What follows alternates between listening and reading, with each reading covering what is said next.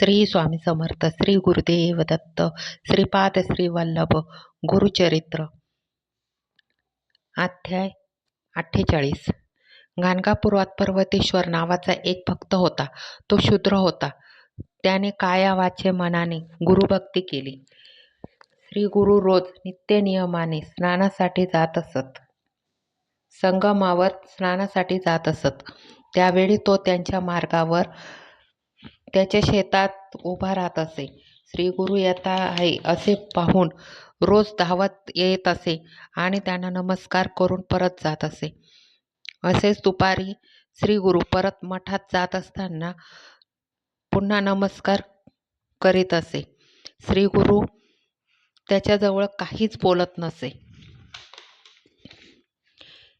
एक दिवस शूद्र नमस्कार करण्यासाठी आला तेव्हा श्री गुरूंनी त्याला विचारले, तुझ्या मनात काय इच्छा आहे ते सांग. तेव्हा शूद्राने विनंती केली, माझे शेत चांगले पिकावे अशी माझी इच्छा आहे. मी शेतात जोंधळे पेरले आहेत. तुमच्या कृपेने पीक चांगले येत आहे. आपण माझ्या शेताजवळ यावे व अमृतमय दृष्टीने पाहावे. तेव्हा श्री गुरु त्याच्या शेताजवळ गेले व त्याला म्हणाले, तू जर माझे ऐकणार असलास तर सांगतो. माझ्या बोलण्यावर विश्वास ठेवायला हवा. तेव्हा पर्वतेश्वर म्हणाला, स्वामी, गुरुवाक्य मला प्रमाण आहे. दुसरा भावच माझ्या मनात नाही. तेव्हा श्री गुरूंनी आज्ञा केली, मी संगमावर जात आहे. मध्यान्ही परत येईपर्यंत तोपर्यंत सर्व पीक कापून टाक. असे त्या शूद्राला सांगून श्री गुरु संगमावर गेले. शूद्र मनात विचार करू लागला, गुरुवचन आपल्याला प्रमाण आहे असा विचार मनात करून त्याने लगेच लोक जमवले व तो पीक कापू लागला. त्याच्या पत्नीने व मुलाने त्याला खूप विरोध केला, पण त्याला न जुमानता त्याने सर्व पीक कापून टाकले. श्री गुरु परत येताच तो वाटेत जाऊन उभा राहिला. त्याने श्री गुरूंना वंदन केले व कापलेले पीक दाखवले. श्री गुरु त्याला म्हणाले, अरे उगीच कापलेस रे, मी तुला गमतीने सांगितले. तेव्हा तो म्हणाला, स्वामी, तुमचे वाक्य मला प्रमाण, तीच मला कामधेनू. त्याची गुरुनिष्ठा पाहून श्री गुरु म्हणाले, तुझा विश्वास असेल तर चिंता करू नकोस, तुला खूप मोठे फळ मिळेल. पर्वतेश्वराची बायको व मुले शोक करू लागली. आमच्या तोंडचा घास गेला असे म्हणत होती. शूद्र सर्वांना समजावून सांगत होता, माझ्या श्री गुरूंचे वचन म्हणजे मला कामधेनू आहे. तेव्हा तुम्ही काही काळजी करू नका. आपले नुकसान होणार नाही हे मला माहीत आहे.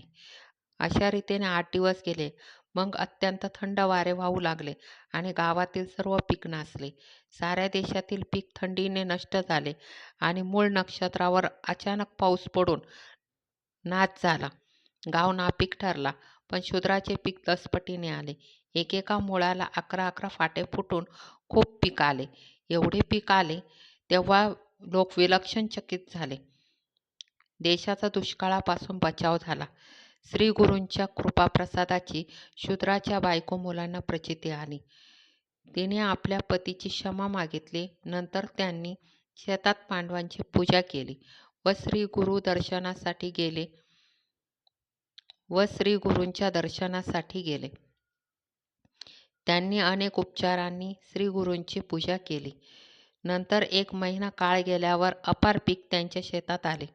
सर्व गावचे पीक हातचे गेले. तेव्हा त्याने आपल्या कोठारातील अर्धे पीक गावच्या अधिकाऱ्याला दिले. रूढ भक्ती असेल त्याच्या घरी दैन्य कुठले, त्या भक्ताच्या सर्व कामना पूर्ण होतील. लक्ष्मी अखंड राहील व गुरुची भावभक्तीने सेवाही घडेल.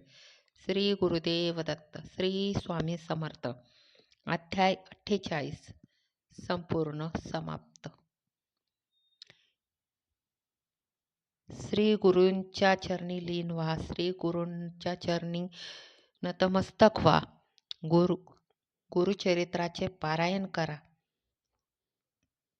श्री स्वामी समर्थांच्या संगतीत राहा. माळजप करा. गुरुवरती आणि गुरुच्या वचनावरती विश्वास ठेवा. गुरुच्या भक्तीवरती, त्यांच्या शक्तीवरती विश्वास ठेवा. त्यामुळे आपलं कधीच नुकसान होत नाही. होईल तर फायदाच होईल. म्हणून गुरुचरित्राचे पारायण करत राहा.